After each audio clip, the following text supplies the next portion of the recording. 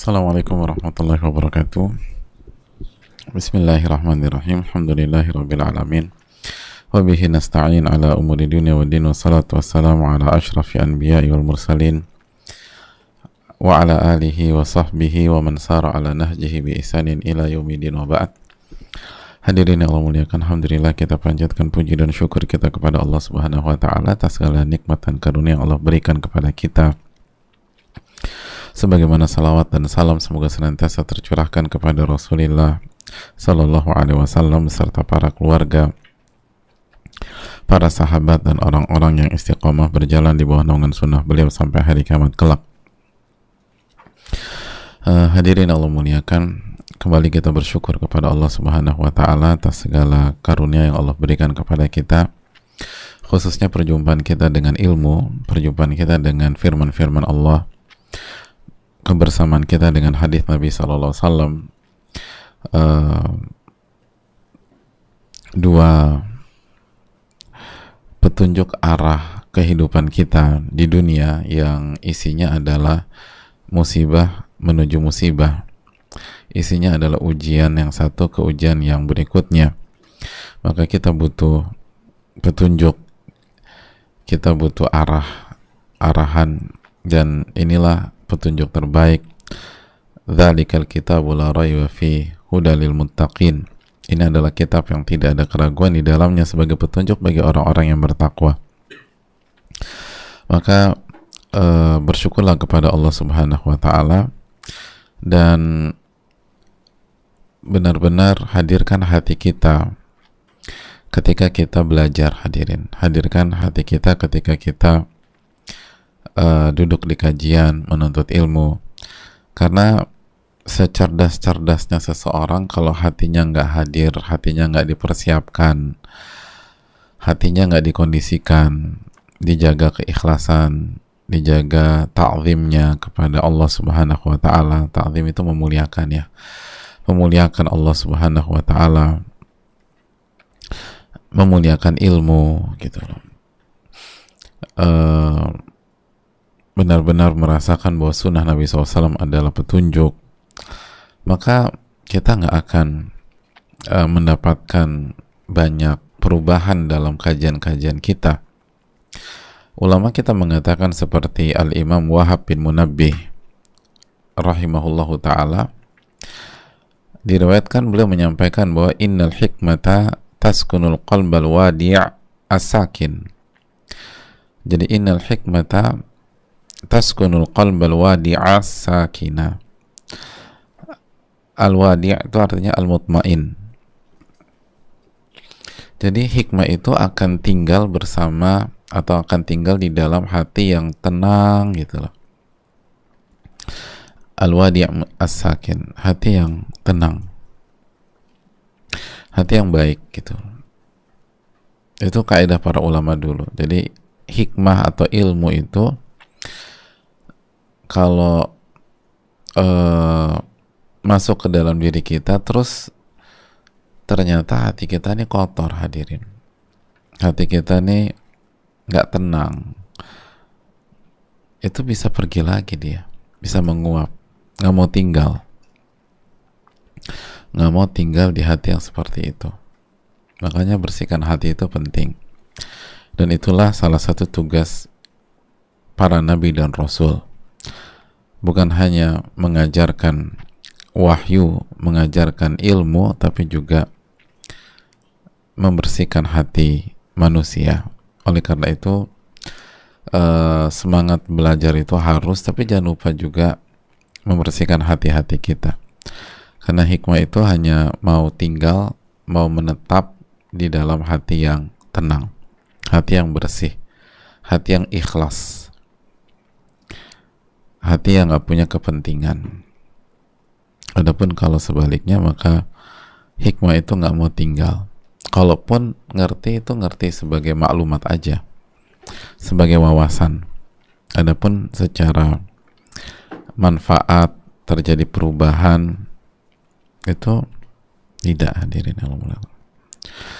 Maka ini yang perlu kita camkan bersama-sama. Bersihkan hati kita dan carilah ilmu yang atau dalam mencari ilmu, lalu amalkan. Kalau hati baik itu semua baik, hadirin. Kata Nabi SAW, idza saluhat saluhal jasadu kulluh wa idza fasadat fasadal jasadu kulluh. Kalau hati baik itu semuanya baik. Tapi kalau hatinya kotor, rusak, maka semuanya bermasalah. Itu hal yang perlu kita camkan. Lalu jaga iman dan tauhid kita, la ilaha illallah dan Muhammad dan Rasulullah. Semangat untuk mengikuti dan berittiba kepada Rasulullah sallallahu alaihi wasallam. Dan marilah kita mengucapkan salawat dan salam kepada Rasulullah sallallahu alaihi wasallam beserta para keluarga, para sahabat dan orang-orang yang istiqomah berjalan di bawah naungan sunnah beliau sampai hari kiamat kelak. Hadirin Allah muliakan, kembali bersama bab menunaikan amanah atau perintah menunaikan amanah, dan kita akan masuk ke dalam ayat yang dibawakan oleh Imam An-Nawawi rahimahullahu ta'ala di ayat yang pertama dalam bab ini, yaitu surat An-Nisa dalam di ayat ke-58. Al-Imam An-Nawawi, semoga Allah merahmati beliau, merahmati orang tua dan keluarga beliau, dan semoga Allah merahmati seluruh kaum muslimin dimanapun berada. Beliau menyampaikan bahwa Allah berfirman, innallaha ya'murukum an tu'addul amanati ila ahliha wa idha hakamtum bainan nasi an tahkumu bil adl innallaha ni'ma ya'idhukum bih innallaha kana sami'an basira. Yang artinya, hadirin sekalian, sesungguhnya Allah Subhanahu wa taala memerintahkan kalian untuk menunaikan amanat kepada yang berhak, kepada pemiliknya, kepada yang berhak dan kepada pemiliknya. Wa idza hakamtum bainan nas an tahkumu bil adl, dan apabila kalian menetapkan atau memutuskan hukum di tengah-tengah manusia, maka tetapkanlah dengan adil, dengan asas keadilan. Sesungguhnya Allah memberikan pengajaran yang sebaik-baiknya kepada kalian. Sesungguhnya Allah maha melihat lagi sesungguhnya Allah maha mendengar lagi maha melihat. Hadirin Allah muliakan, yang ditekankan Imam Nawawi adalah kalimat pertamanya, innallaha ya'murukum an tu'addul amanati ila ahliha. Sesungguhnya Allah memerintahkan kalian untuk menunaikan amanat ke pemiliknya, ke yang berhak.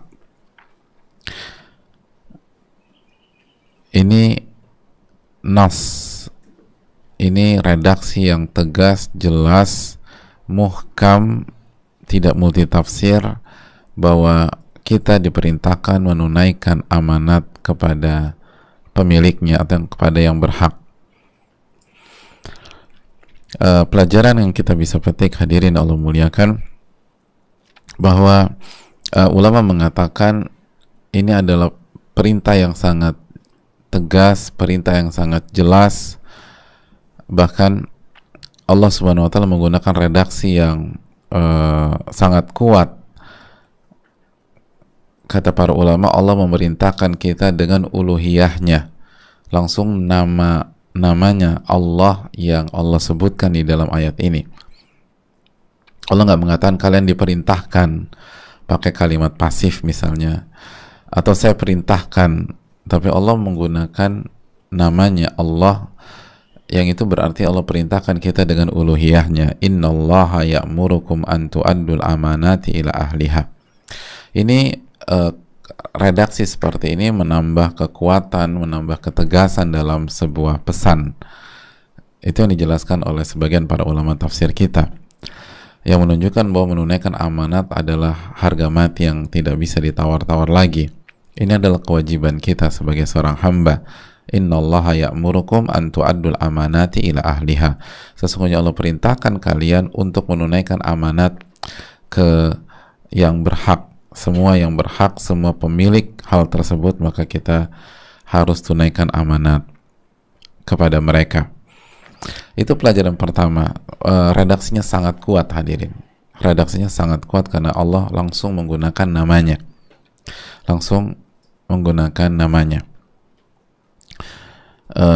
Dan redaksi ini nggak di semua kesempatan. Kita tahu dalam puasa Ramadan Allah nggak menggunakan redaksi seperti ini. Allah menggunakan ya ayyuhalladzina amanu kutiba alaikumusiyam, pakai kata kerja pasif, diwajibkan atas kalian berpuasa.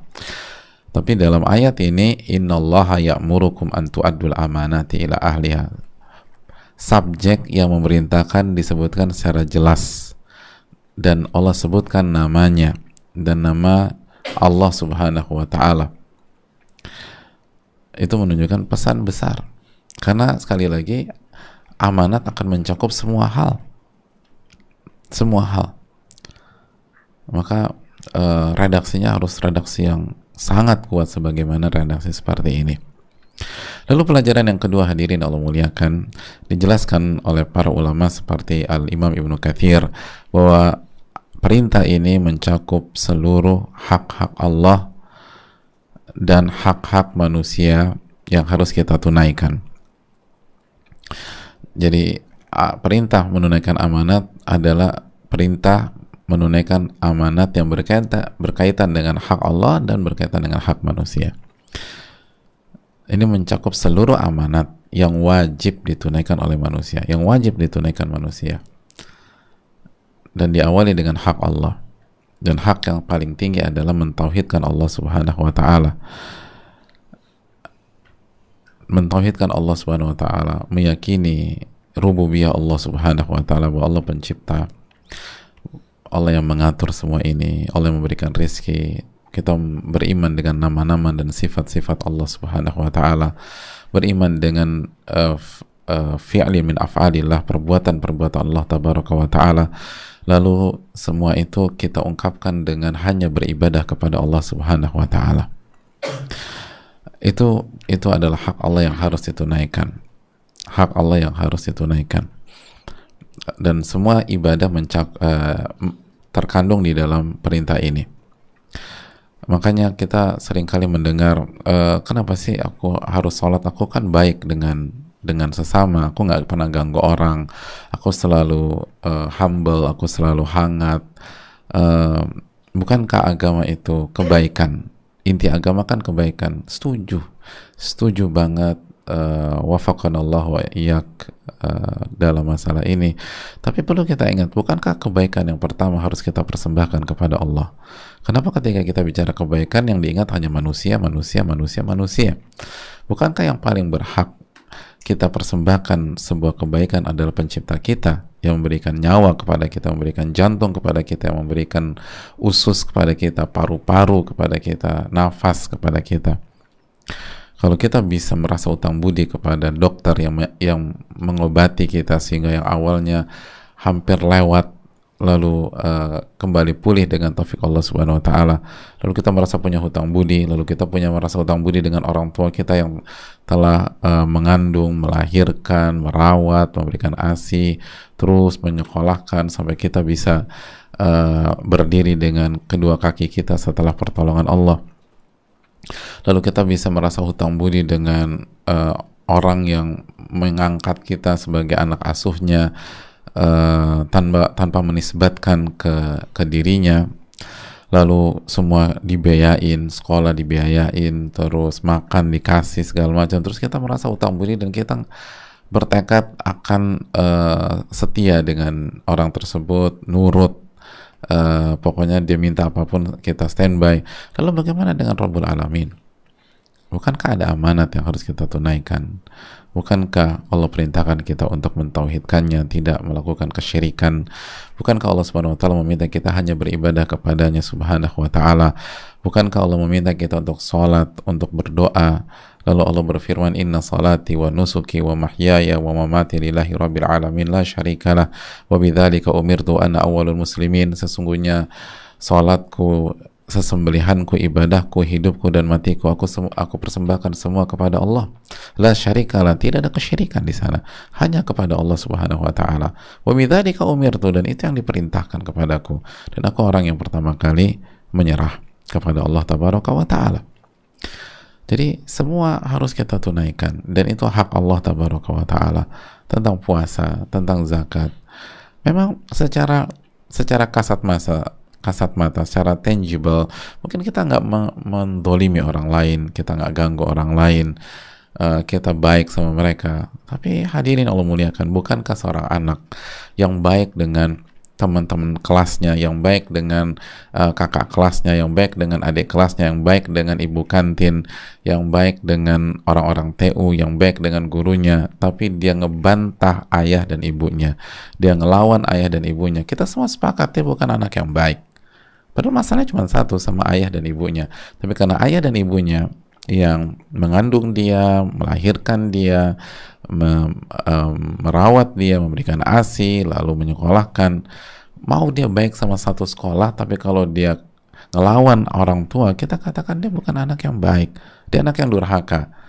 Falillahil mathalul a'la. Lalu bagaimana jika seseorang hamba melawan Allah tabaraka wa ta'ala, tidak menunaikan hak Allah subhanahu wa ta'ala, dan Allah nggak butuh dengan itu semua. Allah hanya ingin menguji kesetiaan dan loyalitas kita dan penghambaan kita. Maka pantaskah kita dinamakan orang yang amanat, orang yang bisa dipercaya, atau lebih cocok kita menjadi pengkhianat? Bukan pengkhianat dengan teman kita, dengan rekan kerja kita, dengan klien kita, dengan customer kita, tapi kepada yang maha besar, yang maha pengasih lagi maha penyayang, Allah tabaraka wa ta'ala. Oleh karena itu hadirin Allah, coba kita renungkan masalah ini dan lihat bagaimana para ulama kita mengajak kita untuk merenung bahwa amanat ini bukan sebatas dengan sesama manusia, walaupun sama manusia sangat penting, tapi yang pertama kali adalah kepada yang menciptakan kita, yang memberikan kita nikmat, yang membuat kita bisa bernafas. Dan kita tahu semua bahwa sebanyak apapun fasilitas kita, kalau Allah sulitkan kita bernafas saja, semua keindahan itu menjadi suram hadirin. Langit yang cerah pun bagi kita mendung dan pekat. Dan bagi yang yang pernah mengalami hal tersebut, yang pernah Allah takdirkan terkena COVID lalu susah bernafas, tahu bagaimana tidak enaknya hidup seperti itu, tahu bagaimana besarnya nikmat dari Allah Subhanahu wa ta'ala yang bernama bisa bernafas dengan lega. Oleh karena itu tunaikan hak Allah tabaraka wa ta'ala, dan ini masuk ke dalam ayat innallaha ya'murukum an tu'addul amanati ila ahliha. Jadi tunaikanlah amanat, tunaikanlah amanat, tunaikanlah amanat. Dan baik yang terlihat maupun tidak terlihat oleh manusia, tentang amalan-amalan hati, tentang ibadah-ibadah sir, ibadah-ibadah rahasia, kalau itu berkaitan dengan hak Allah, tunaikan. Walaupun manusia nggak tahu, walaupun manusia tidak mengerti, walaupun manusia tidak memuji kita, tapi Allah as-sami'ul basir, Allah maha tahu. Dan Allah menutup ayat ini dengan firman-Nya innallaha kana sami'an basira, sesungguhnya Allah maha mendengar dan maha mengetahui. Itu hal yang perlu kita tanamkan. Lalu yang kedua juga, ayat ini berkaitan dengan hak-hak manusia. Wa min huquqil ibadi ba'dihim 'ala ba'd. Hak-hak manusia yang harus kita tunaikan. Semua kita punya keterpautan dengan manusia, mulai dari hak orang tua, lalu hak istri, hak suami, hak anak, hak tetangga, hak teman, hak sahabat. Tunaikan sesuai dengan kemampuan kita. Fattaqullaha mastata'tum, bertakwalah kepada Allah semampu kalian. Tunaikan hak tersebut, dan sudah kita jelaskan bahwa intinya adalah bahwa agama kita dibangun dengan konsep adaul hukuk, menunaikan hak pihak lain, dan ini salah satu ayatnya innallaha ya'murukum an tu'addul amanati ila ahliha. Allah perintahkan kalian menunaikan amanat kepada semua yang berhak. Jadi tunaikan hak keluarga kita, hak anak-anak tuh ditunaikan. Jangan cari alasan. Kita bisa punya 1001 alasan, tapi apakah alasan itu berlaku di hari kiamat nanti di hadapan Rabbul Alamin yang Allah menyingkap seluruh rahasia dan apa yang kita sembunyikan, ketika Allah berfirman yauma tublas sarair, pada hari di mana seluruh rahasia itu dibongkar, dibuka, dan gak ada yang bisa mengeles. Kalau sama manusia sih ngelesnya gampang hadirin, tapi apakah itu berlaku di hari kiamat nanti? Itu berlaku di alam kubur. Kalau Allah itu nggak berlaku sama sekali. Oleh karena itu tunaikan hak, dan perbanyak istighfar ketika kita tahu bahwa kita ini banyak kekurangan, kita ini banyak kekhilafan, dan selalu berpikir demikian, selalu berpikir demikian. Hadirin Allah muliakan. Lalu setelah kita tahu makna yang sangat luas, sangat dalam, bahkan ini mencakup seluruh hak-hak Allah dan seluruh hak-hak manusia yang menjadi kewajiban kita. Ada beberapa amanat yang ditekankan oleh para ulama ketika mentafsirkan ayat ini. Jadi ada beberapa amanat yang ditekankan oleh para ulama tafsir kita ketika menjelaskan masalah ini, ketika menjelaskan tentang ayat ini. Di antaranya, hadirin Allah muliakan, di antaranya apa yang dikatakan oleh Abul Aliyah rahimahullahu ta'ala. Beliau mengatakan, al-amanatu ma umiru bihi wa nuhu anhu. Amanat itu apa yang diperintahkan oleh Allah dan dilarang oleh Allah.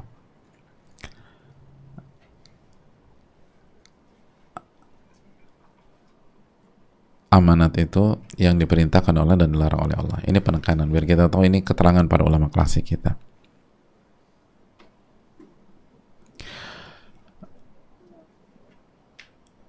Lalu hadirin Allah muliakan,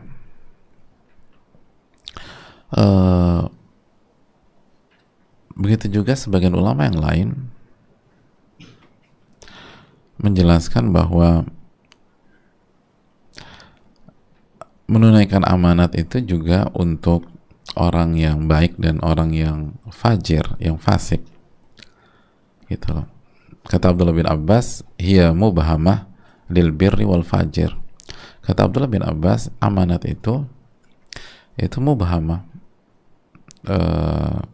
artinya nggak dikhususkan ke satu pihak, tapi untuk orang yang baik dan orang yang fajir. Artinya, jamaah sekalian, kalau ada orang fasik, orang pemaksiat, tapi dia punya hak yang harus kita tunaikan hak tersebut. Jangan kita berdalih karena dia fasik kan, nggak perlu kita kasih. Loh, dia punya hak, kita kasih. Ada sebagian kita yang orang tuanya tidak beriman kepada Allah Subhanahu Wa Taala. Orang tua, Anda punya hak sebagai orang tua, berbaktilah, gitu lah. Wasahibhuma fid dunya ma'rufa, kata Allah Subhanahu Wa Taala, dan bersahabatlah dengan orang tuamu yang tidak beriman itu di dunia secara baik. Bukan alasan ketidakberimanan mereka lalu kita kurang ajar, kita durhaka, kita caci maki dan seterusnya, tidak. Jadi orang yang orang yang fajir, orang yang fasik, orang yang pendosa, kalau dia punya hak, kasih hak dia. Ini bukan tentang kita, ini tentang kita sebagai hamba. Analoginya simpel lah, hadirin sekalian. Kalau kita kerja sebagai kurir, ya, sebagai utusan kurir, lalu bos kita suruh mengantar sesuatu barang ke seseorang, ke pihak lain. Lalu ketika kita cek alamatnya, ternyata orang ini adalah musuh kita, atau kita benci sama dia, atau dia zalim sama kita, dia pernah permalukan kita, dia pernah membuli kita, pernah nyinyir sama kita, persis ini barang harus dikirim ke dia, gitu kan teori the small world itu loh, dunia itu kecil, dia lagi ternyata. Kira-kira kita sebagai orang, kita antarkan apa enggak? Kita antarkan, nggak ada opsi lain, antarkan. Karena itu hak dia dan itu perintah dari bos kita. Nah, sama, innallaha ya'murukum an tu'addul amanati ila ahliha. Allah memerintahkan kalian, Allah perintahkan kalian untuk menunaikan amanat kepada yang berhak, yang memiliki hal tersebut. Maka berikan, walaupun kita nggak suka, walaupun kita nggak nyaman, walaupun. Dan Allah berfirman dalam surat Al-Maidah ayat 8, wala yajrimannakum syana'anu qaumin ala alla ta'dilu i'dilu huwa aqrabu littaqwa. Dan janganlah ketidaksukaan kalian kepada sebuah kaum membuat kalian tidak berlaku adil, tidak berlaku objektif. Adil dan objektiflah, kata Allah, karena itu lebih dekat kepada ketakwaan. Jadi objektif lah dan adil lah. Kalau itu hak dia, kasih hak dia. Kalau itu amanat harus diserahkan ke dia, serahkan ke dia. Jangan apa namanya kita rusak, kita hancurkan, kita cut dan seterusnya. Padahal itu hak dia. Jangan kebencian kepada sebuah kaum membuat kalian tidak berlaku adil. Jangan ketidaksukaan kita kepada seseorang itu membuat kita tidak menunaikan haknya. Itu kalau misalnya alasannya jelas, karena al-fajir, alasannya jelas karena dia fajir. Apalagi kalau alasannya karena kita hasad sama dia, karena nggak jelas juga, nggak jelas pokoknya nggak. Kenapa sih lo nggak gitu? Gue nggak suka sama dia. Apa salahnya? Ya pokoknya gue nggak suka. Lah ini orang-orang baik, orang soleh, Anda nggak kasih. Orang fajir aja harus dikasih haknya. Orang fajir aja, fajir itu orang fasik. Fasik itu orang yang banyak melakukan maksiat, dosa-dosa besar gitu loh. Itu harus kita kasih. Kalau punya hak kasih haknya. Jangan mentang-mentang dia pelaku dosa dan seterusnya kita sabotase, kita alihkan ke yang lain. Kasih haknya. Kasih haknya, ini penting. Ini bukan urusan, ini bukan tentang kita, ini tentang perintah dari Rob kita. Dan ini ujian loyalitas kita sebagai hamba, gitu loh. Apakah kita tunduk pada aturan Allah dan kita memprioritaskan perintah Allah, atau kita mengedepankan ego kita, nafsu kita, amarah kita, kekesalan kita, dan na'udzubillah min dzalik, misalnya hasad tersebut. Dan kalau hasad itu harus dikubur, hadirin. Minta pertolongan kepada Allah Subhanahu wa taala. Itu hal penting. Lalu diantara, dan ini sangat menarik, dan lalu diantara makna yang ditekankan oleh para ulama, apa yang dikatakan oleh Ubay bin Ka'ab. Ubay bin Ka'ab beliau mengatakan, minal amanati annal mar'ata u'tuminat ala farjiha. Dan diantara amanat yang ulama tekankan secara khusus adalah wanita yang menjaga kehormatannya. Jadi wanita yang menjaga kehormatannya. Kalau perlu bahasa yang lebih spesifik dan letterlek, bahasa para ulama adalah ala farjiha. Mohon maaf, menjaga kemaluannya. Jadi ini penting, hadirin. Ulama menekankan tentang perzinaan dan lain sebagainya. Jadi wanita yang baik sama A, baik sama B, baik sama B, tapi dia tidak menjaga kehormatannya, dia tidak menjaga, mohon maaf, kemaluannya, maka dia nggak amanat. Dikhawatirkan itu wanita pengkhianat. Apalagi kalau dia sudah menikah. Oh, itu pengkhianatan. Itu pengkhianatan. Dan ini menunjukkan bahwa pengkhianatan kepada Allah Subhanahu wa taala dan kepada suaminya. Kepada suaminya. Dan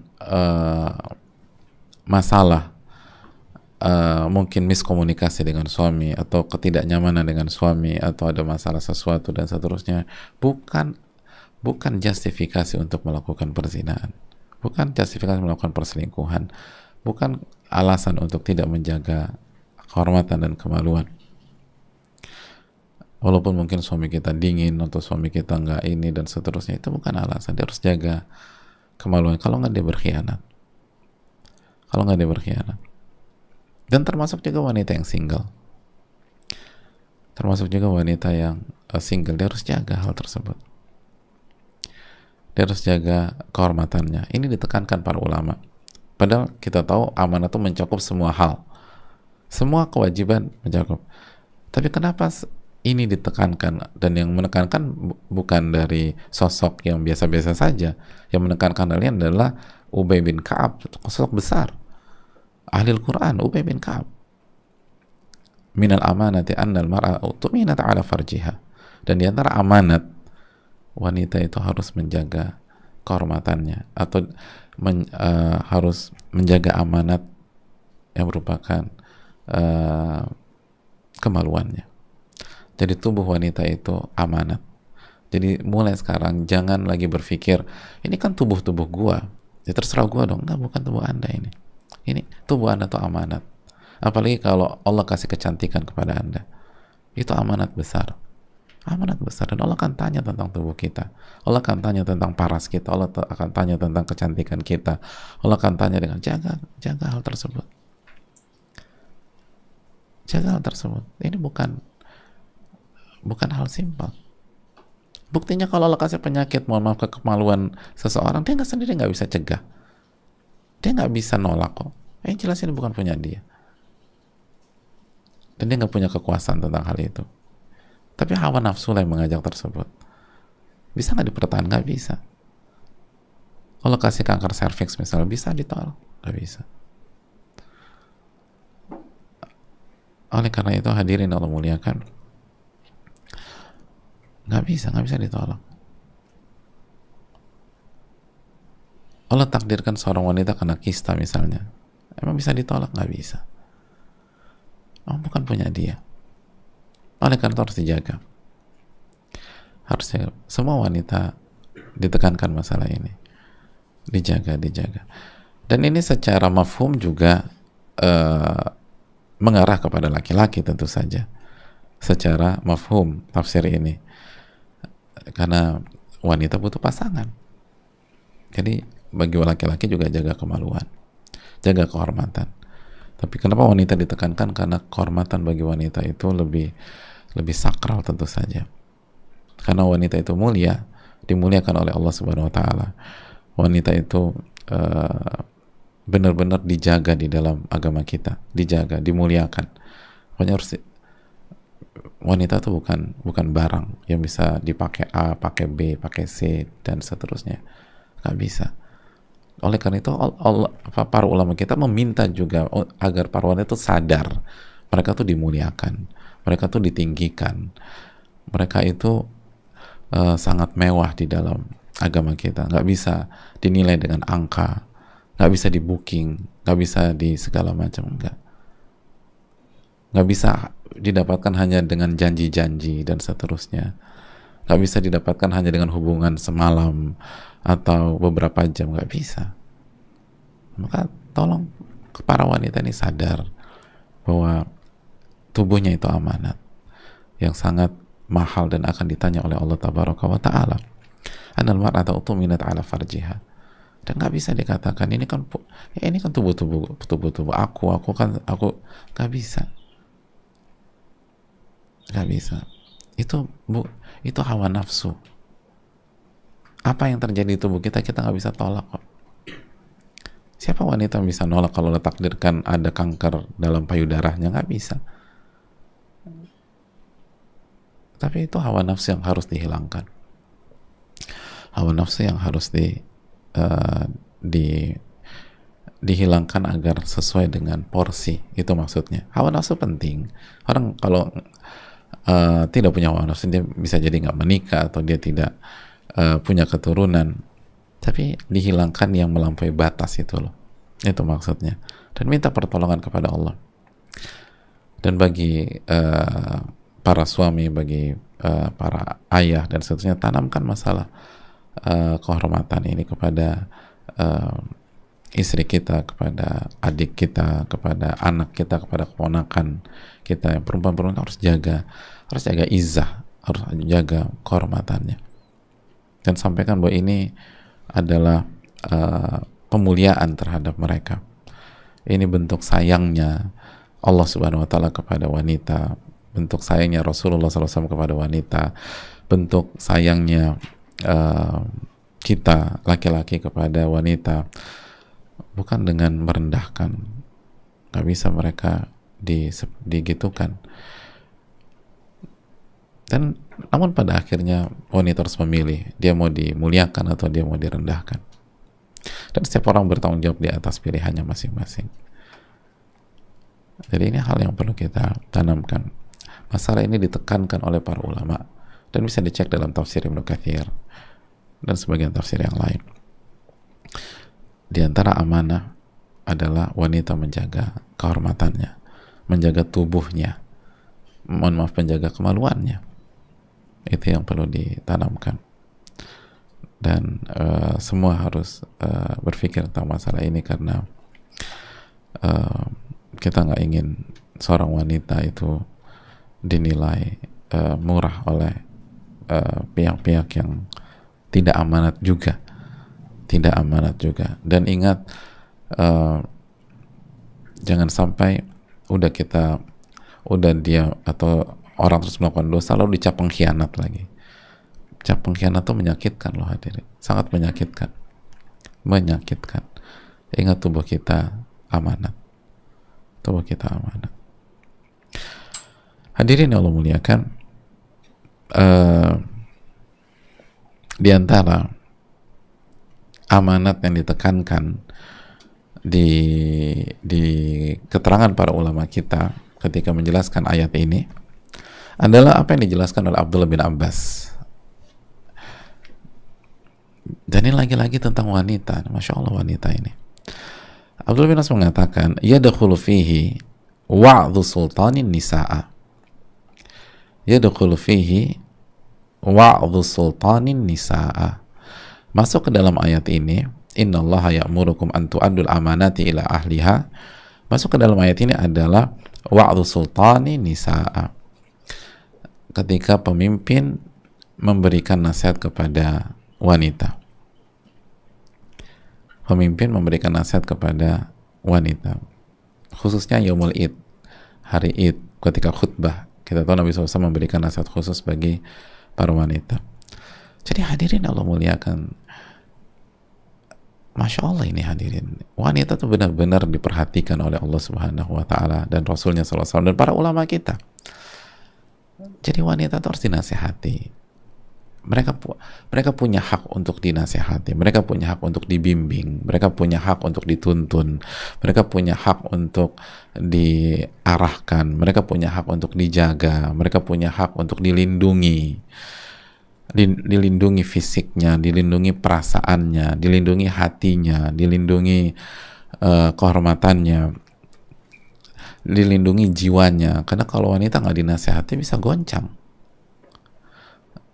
Harus punya waktu untuk menasihati wanita. Jadi kita sebagai laki-laki harus punya waktu menasihati istri, harus punya waktu menasihati istri kita, harus punya waktu untuk menasihati anak-anak kita, khususnya anak perempuan gitu loh. Banyak itu tadi, banyak wanita yang nggak menjaga kehormatannya dan akhirnya bukan sebatas nggak menjaga kehormatan, akhirnya dia digunakan oleh si A, si B, si C, dilecehkan walaupun dengan asas ridho sama ridho, tapi menjadi hal yang dinikmati oleh banyak orang. Itu kalau kita tarik garis ke belakang, itu salah satu faktornya apa? Karena tidak ada yang bimbing, tidak ada yang menasihati, tidak ada yang menjaga, tidak ada yang memberikan kasih sayang. Dan diantaranya sosok laki-laki di keluarganya gitu. Sosok laki-laki, ayahnya nggak menjalankan peran itu, ayahnya nggak menjalankan peran, atau mungkin kakak laki-lakinya, atau mungkin omnya dan seterusnya. Akhirnya dia cari kebutuhan itu di luar, dapatlah laki-laki, tetapi ternyata laki-laki itu memanfaatkan dia, menikmati dia, dan melakukan hal-hal yang membuat dia direndahkan. Jadi pentingnya para pemimpin itu memberikan nasihat khusus kepada wanita, sebagaimana Nabi SAW punya kajian khusus sama wanita, karena problematika mereka harus diurai juga, diselesaikan dan lain sebagainya. Jadi ini hal yang sangat menarik dan bisa sampai ke arah sana gitu loh. Coba kalau kita nggak baca keterangan para ulama, kira-kira kita mikir sampai ke arah situ nggak? Bahwa innallaha ya'murukum an tu'addul amanati ila ahliha, salah satu makna yang ditekankan adalah menasihati wanita, mensupport wanita, memberikan bimbingan kepada wanita, mengarahkan yang terbaik untuk mereka. Ada yang berpikir demikian? Jarang sekali. Illa man rahimah rabbuh. gitu loh. Kita seringkali mikir, oh ini barang harus ditunaikan, ini harus dijaga, ini kan, atau kekuasaan, orang biasa larikan kekuasaan ini amanat. Itu clear kekuasaan amanat. Harta itu amanat, jelas itu harta amanat. Tapi ternyata wanita itu amanat juga loh hadirin. Wanita itu amanat, istri itu amanat, anak perempuan kita amanat, menantu perempuan kita itu amanat,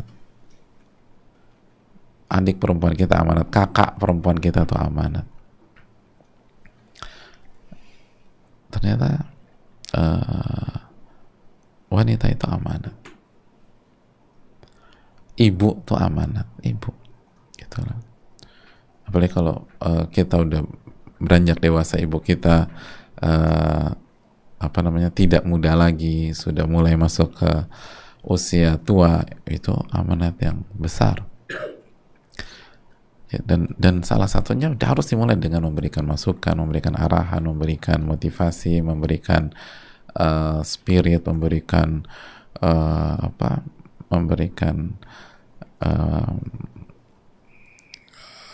bimbingan, besarkan jiwanya gitu loh. Itu hal yang seringkali kita lupakan. Dan itu tadi, kalau kita lihat banyak wanita yang memilih jalan yang tidak menjaga kehormatan mereka karena mereka setelah taufik dari Allah tidak dapat taufik dari Allah. Yang kedua, tidak dapat support system dari laki-laki yang ada di keluarganya. Akhirnya kemana-mana, nggak dapat kasih sayang dari ayah, akhirnya cari kasih sayang dari laki-laki di luar. Nggak dapat kasih sayang dari suami, akhirnya cari yang di luar. Itu tadi kan, nggak dapat kasih sayang dari suami, carinya di luar. Naudzubillah. Jadi kita punya andil hadirin sekalian, maka berikanlah nasihat. Ini juga hal yang ditekankan dan nggak boleh lupakan hal tersebut. Dan ini menunjukkan sekali lagi betapa dimuliakannya wanita, betapa ditinggikannya wanita, betapa berharganya wanita. Mereka harus dijaga, sekali lagi mereka harus dilindungi, mereka harus dibimbing, diarahkan, dididik, harus dididik, dan lain-lain. Dan itu adalah amanat yang Allah akan tanya nanti. Allah akan tanya kita, Allah akan mintai pertanggungjawaban dari kita. Yang terakhir hadirin Allah muliakan dari ayat ini, lihat bagaimana penutupan ayat ini, innallaha kana sami'an basira, sesungguhnya Allah maha mendengar lagi maha melihat. Hadirin Allah muliakan,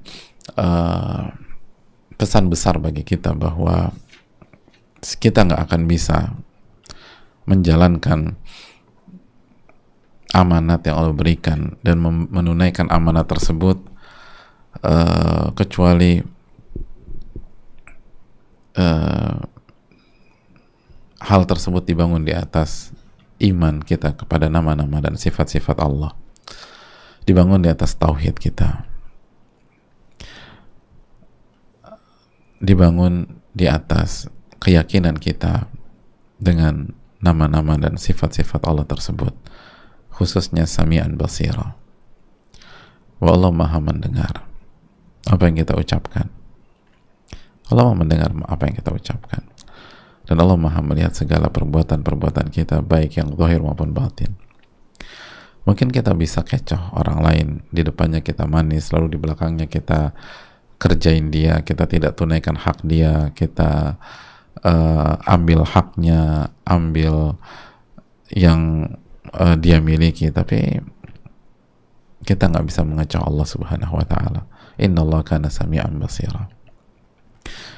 Mungkin depan orangnya kita manis, tapi di belakangnya kita jelek-jelekin, kita buka aibnya dan seterusnya.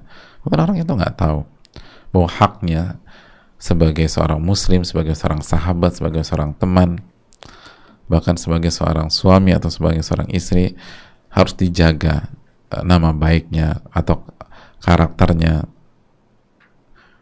Dia nggak tahu, mungkin kita membunuh karakternya dengan ngomongin dia, tapi Allah mendengar.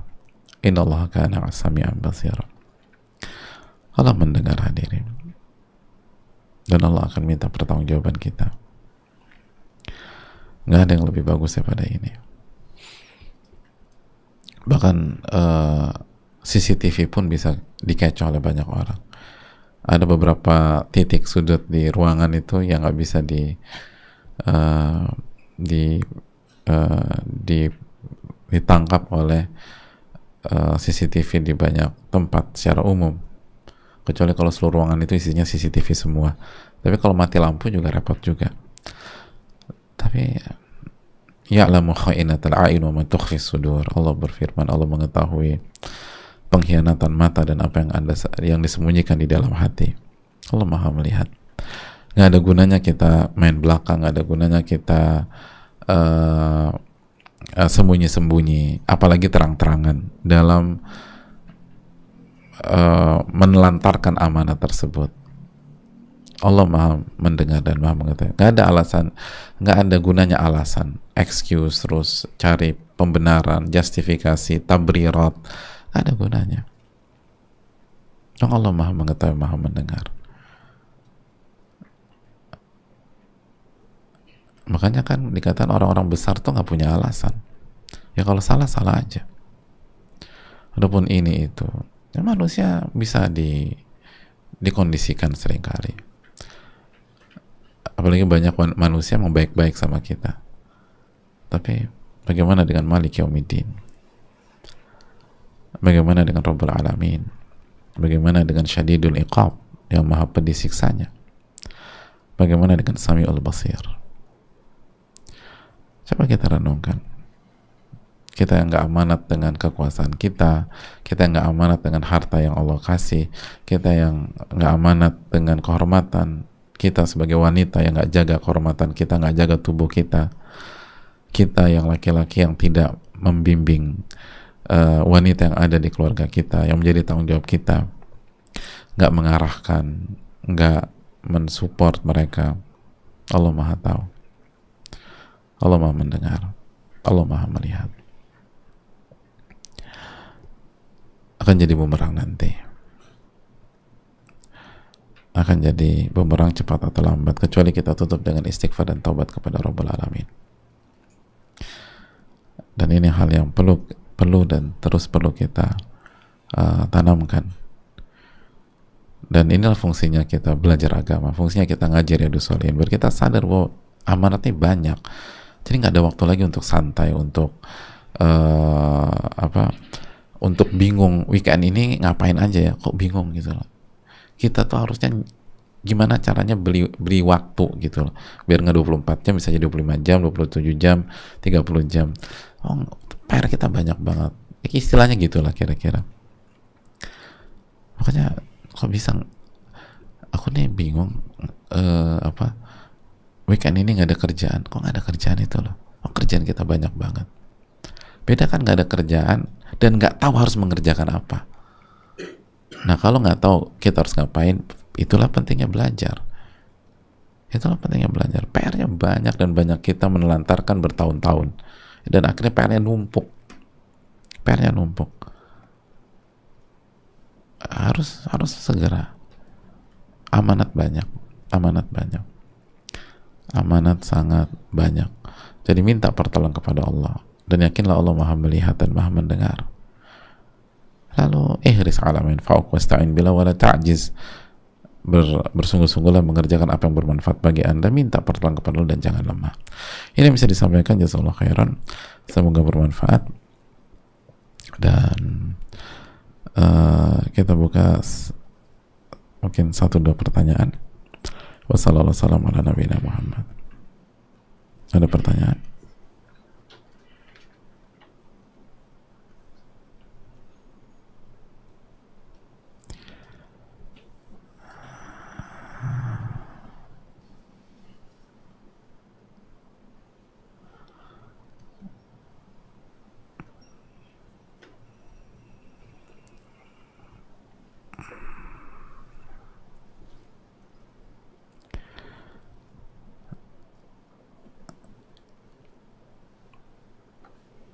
Assalamualaikum warahmatullahi wabarakatuh. Waalaikumsalam warahmatullahi wabarakatuh. Semoga Allah merahmati Imam Nawawi dan keluarga serta sahabatnya. Demikian juga Ustadz dan tim selalu dirahmati oleh Allah. Amin rabbal alamin. Mohon izin bertanya, Ustadz, kalau saya dapat rezeki dan sudah saya niatkan untuk infak atau sedekah, tapi di lain pihak anak butuh juga, mana yang harus saya dahulukan? Apakah harus saya bagi dua atau bagaimana? Mohon nasihatnya Ustadz. Jazakallahu khairan wa iyyakum. Yang pertama, al-jama' aula min at-tarjih amkan. Kalau bisa dua-duanya itu lebih bagus. Dan itu diprioritaskan kalau memungkinkan. Mengamalkan dua dalil lebih didahulukan daripada memilih salah satu dalil. Dua amal soleh dikerjakan itu lebih diprioritaskan daripada memilih salah satu dan meninggalkan yang lain. Kalaupun nggak bisa, maka gunakan tarjih, pilihlah skala prioritas. Dan kaidah para ulama, wajib lebih dahulukan daripada yang sunnah. Wajib lebih didahulukan daripada yang sunnah. Atau juga ada kaidah al-aqrab fal-aqrab, yang terdekat baru yang dekat, dan seterusnya. Jadi dan kita tahu menafkahi keluarga itu hukumnya wajib. Menafkahi keluarga hukumnya wajib. Maka hendaknya kita prioritaskan hal tersebut. Dan hadirin Allah muliakan,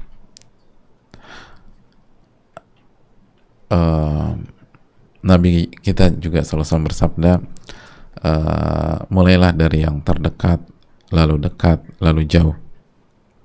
Mulailah dari yang terdekat, dekat, dan jauh. Lalu Nabi kita juga SAW juga bersabda, al-yadul ulya khairun min al-yadi sufla. Tangan yang di atas lebih baik daripada tangan yang di bawah. Artinya yang memberi itu lebih baik daripada yang menerima. Wabda biman ta'ul, dan mulailah dari yang menjadi tanggung jawab Anda. Mulailah dari keluarga menjadi tanggung jawab Anda. Jadi mulailah dari keluarga kita. Itu kata Nabi SAW. Itu kata Nabi kita SAW, hadis Bukhari Muslim. Dan kalau ada sisa baru kasih yang agak jauh atau yang lain, atau yang hukumnya sunnah atau yang fardu kifayah. Wallahu ta'ala bishawab.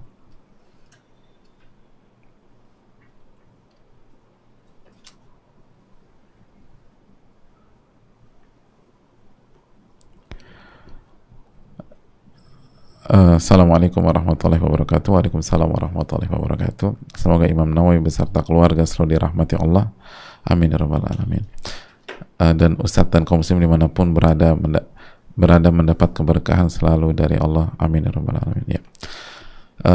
Hadirin Allah muliakan, Ustadz izin bertanya, jika wanita adalah amanah, tapi jika suami atau bapak kita tidak menunaikan hak tersebut dengan memberikan nasihatnya, apa ini bisa menjadi tanggung jawab kelak di akhirat? Jazakallahu khairan wa iyyakum. Ya, makasih banyak. Ini harus dilihat dari dua sisi ya. Sisi yang pertama dari sisi wanitanya, kalau ternyata suami kita atau ayah kita tidak melakukan hal tersebut, maka perlu kita camkan bahwa jangan berpangku tangan, kejar hidayah kita, dan jangan jadikan itu alasan untuk tidak istiqomah. Kata Nabi SAW, tu'adduna al-haqqa alladhi alaikum wa tas'aluna Allah alladhi lakum. Kalian tunaikan kewajiban kalian, kata Nabi SAW, dan minta hak kalian dari Allah Subhanahu wa Ta'ala. Minta hak kalian dari Allah Subhanahu wa Ta'ala. Walaupun memang berat bagi wanita. Istiqomah itu susah. Apalagi kalau dipimpin oleh pihak yang tidak membimbing, tidak mengarahkan, tidak mengajak, itu sangat berat. Tapi coba evaluasi diri, karena banyak kasus, karena kan itu pilihan kita juga. Mayoritas yang mengeluh itu kan pada dasarnya itu pilihan pribadi dan tidak dipaksa waktu menikah dulu. Bahkan sebagian wanita tuh memperjuangkan mati-matian calonnya itu kepada keluarga, dan sebagian keluarga nggak setuju, tapi begitu sekarang, iya ya, ternyata aku salah, ternyata ini. Walaupun memang benar, dulu kan saya belum tahu, dulu saya belum ngaji dan lain sebagainya. itu bisa dimengerti, tapi poinnya adalah jangan semuanya dilimpahkan ke suami kita. Bukankah ada andil kita juga, ada kesalahan kita, ada dosa-dosa kita. Wa ma asabakum min musibatin fabima kasabat aydikum. Apapun yang menimpa kalian itu pasti ada andil dari dosa-dosa kalian. Wa ya'fu an katsir, dan Allah mengampuni banyak dari kesalahan tersebut. Surat Asy-Syura ayat 30. Jadi hilangkan dengan istighfar, hilangkan dengan taubat, lalu menuntut ilmu. Lalu ada kajian banyak, arahan dan nasihat dari guru-guru kita, ustadz-ustadz kita, ulama kita banyak. Jadi coba perbaiki diri kita, mulai dengan memperbaiki diri kita. Memang kebutuhan yang sangat primer bagi wanita itu dibimbing. Tapi ketika ayah dan suami belum bisa menerapkan hal tersebut, kan bisa dengan ulama-ulama kita, dengan mengikuti kajiannya, guru-guru kita mengikuti kajiannya. Kayak misalnya Rindu Solihin, bukan ini bimbingan setiap hari buat kita. Ini perlu kita tanamkan, ini perlu kita renungkan. Itu dari sisi wanita, dan mintalah pertolongan kepada Allah, perbanyak ibadah dan bertakwalah kepada Allah. Wa man yattaqillah yaj'al lahu makhraja wa yarzuqhu min haitsu la yahtasib. Punya ayah atau suami yang membimbing, mengarahkan, mengayomi, itu adalah impian semua wanita. Impian semua wanita. Hanya saja kita tahu karena kesalahan kita juga, mungkin kita belum mendapatkannya. Dan masalah ini coba urai dengan ketakwaan. Wa man yattaqillah, barang siapa yang bertakwa, yaj'al lahu makhraja, Allah akan kasih jalan keluar. Wa yarzuqhu min haitsu la yahtasib, dan Allah akan kasih rezeki dari arah yang tidak ia duga-duga. Bertakwalah kepada Allah. Kalau Allah lihat kita jujur, maka Allah akan kasih solusi. Adapun dari sisi suami dan ayah, sekali lagi ingat, wanita adalah amanat yang sangat besar. Sampai-sampai Nabi mengatakan ittaqullaha fin nisa, bertakwalah kepada Allah dalam menyikapi wanita. Istausu bin nisa'i khairan. Karena ada banyak hal tentang masalah ini. Ada banyak hal tentang masalah ini. Jadi sekali lagi, ini amanat yang besar. Ketika kita putuskan untuk menikah, kita harus tahu konsekuensinya. Ini bukan tentang uang semata. Ini tentang mendidik. Ini tentang melindungi. Ini tentang mengarahkan. Sebagaimana firman Allah Subhanahu Wa Taala, "Qu anfusakum wa ahlikum nara." Jagalah diri kalian dan keluarga kalian dari siksa api neraka. Itu tugas terbesar suami dan ayah. Itu tugas terbesar. At-Tahrim ayat 6, "Qu anfusakum wa ahlikum nara." Jagalah diri kalian dan keluarga kalian dari siksa api neraka. Dan menjaga keluarga dari siksa api neraka itu mencakup segala hal yang mengarah ke sana, mulai dari nafkah gitu, mulai dari perhatian, mulai dari kasih sayang, dan sampai keterangan Ali bin Abi Thalib radhiyallahu ta'ala, diajarkan agama dan dididik, diajarkan adab dan harus dididik. Jadi istri itu harus dididik, istri itu harus dididik. Dan bagi para wanita, maka cobalah selektif dan cari sosok calon suami yang bisa mendidik, bukan sebatas setelah baik gitu ya, jadi jangan sebatas kaya aja, good looking aja. Dia harus bisa ngedidik, dan setelah dia baik, dia harus punya PR mendidik istrinya jadi soleh dan muslih, kan demikian. Itu hal penting. Allah menganalogikan wanita sebagai apa? Nisa'ukum harthul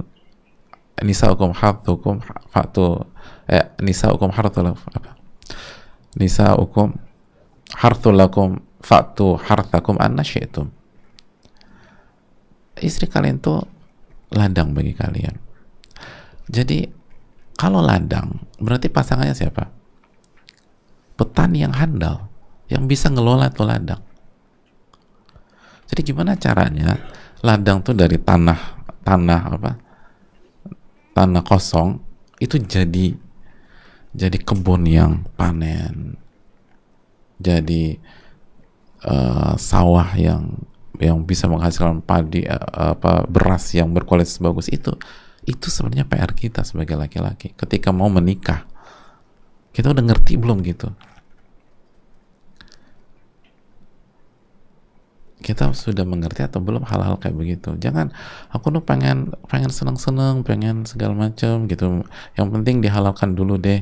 Itu bagus, tapi hadirin Allah muliakan, kan sekali lagi, nisaukum harthul lakum fa'tu harthakum anna syi'tum.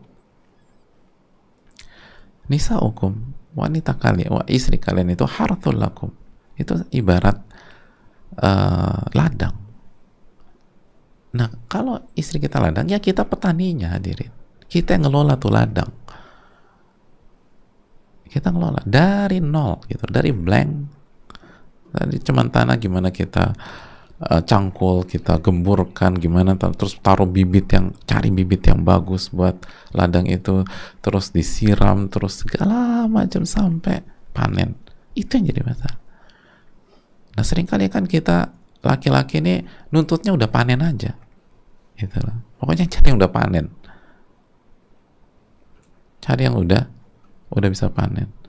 Ya oke, panen, habis panen kan harus mulai lagi dari awal. Makanya indahnya cuma di awal-awal aja, karena kan panen sebentar, indahnya cuma di awal-awal, terus berantakan semua. Karena setelah panen harus mulai dari nol lagi. Iya nggak sih, gitu kan? Iya. Makanya para wanita ini kalau nyari siapa apa kriteria suami, salah satu petani, itu tuh petani. Gitu. Artinya ngerti ngolah gitu loh. Ini nggak ada pokoknya baik segala macam. Iya bagus. Tapi petani itu penting, masya Allah. Makanya berbanggalah para petani kita. Itu poinnya. Ini kan hartul lakum fatu hartakum anasyitum. Ada filosofi di situ kan, hadirin sekalian. Dan itu memang cara ngedidikan gimana dari nol sampai, dan nanti kalau dia punya anak itu, dia harus megangin itu juga. Petani itu mental petani gitu maksudnya. Jangan salah paham loh ibu-ibu, apalagi yang udah mulai ngantuk-ngantuk nih sekarang. Oh petani, catat petani. Yang punya mental bisa, yang punya karakter bisa ngolah gitu loh, ngolah lahan, quote and quote, ngolah lahan, bukan hanya sekedar seneng-seneng, mohon maaf, berhubungan suami istri segala macam, bukan tentang itu, tapi tentang gimana ngolah. Itu susah, gimana ngebajak gitu, ngebajak tanah, bukan ngebajak istri orang dan seterusnya, bukan, tapi gimana ngegarap terus sampai atas. Itu PR kita bagi laki-laki. Kadang-kadang sering, gimana udah siap apa gitu loh. Siap apa nih? Ngerti nggak ngadepin? Gimana segala macam. Jadi harus diambil dari dua sisi. Sisi istri dan sisi suami. Karena banyak wanita yang terdolimi, kita bisa ngerti lah. Sangat-sangat bisa dimengerti. Biar nggak dapat segala itu. Kali-kali coba kita perbaiki di generasi berikutnya, perbaiki lagi di anak-anak kita. Jadi PR kita kalau punya anak laki-laki misalnya, itu tadi. Jangan cuman pokoknya kita nunggu siapa yang dikenalin, siapa yang dibawa anak kita ke rumah kita. Bukan tentang itu nih. Kalau misalnya kita mau nikah, udah ngerti cara menggarap lahan, menumbuhkan, sampai panen, lalu hasilnya bagus gitu kan. Hasilnya bagus.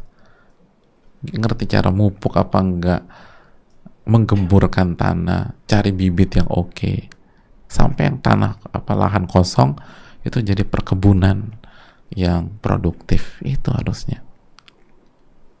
Itu poinnya. Wallahu ta'ala bishawab, ini bisa disampaikan. Jazakallahu khairan, semoga bermanfaat dan semoga Allah memberikan taufik kepada kita semua. uh, dan semoga Allah memberikan kita kekuatan untuk menunaikan amanat, karena ini nggak mudah. Wassalamualaikum warahmatullahi wabarakatuh.